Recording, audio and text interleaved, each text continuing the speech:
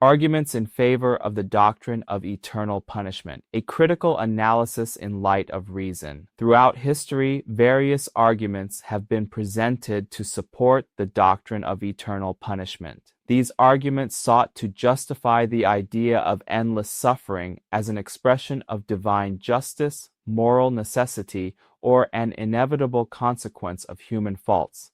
Spiritism analyzes these justifications with respect to the historical context in which they arose, but also with rational and moral rigor.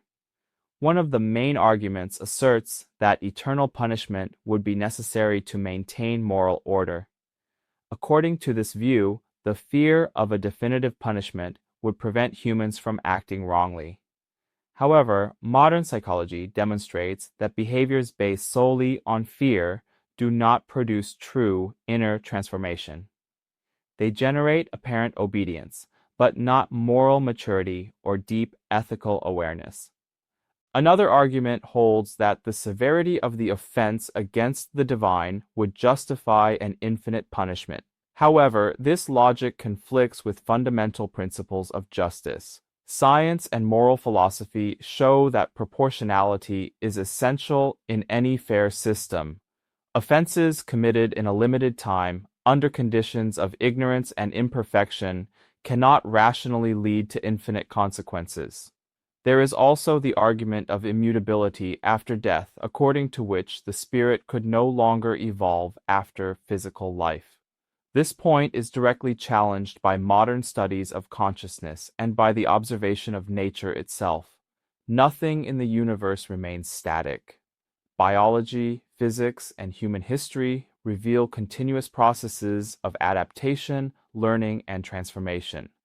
The idea of eternal stagnation finds no support in any known natural law.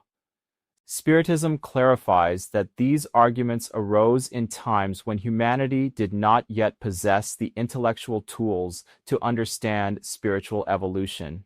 The absence of concepts such as the progress of consciousness, gradual responsibility, and conscious free will led to the creation of rigid and definitive models of punishment.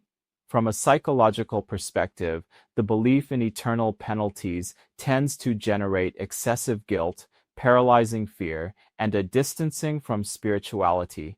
Instead of encouraging good through conviction, it produces anxiety and submission. True moral education occurs when the individual understands the impact of their choices, not when they act under constant threat. Modern science reinforces this criticism by showing that natural systems seek balance and correction, not permanent punishment. Classical physics reveals proportional laws.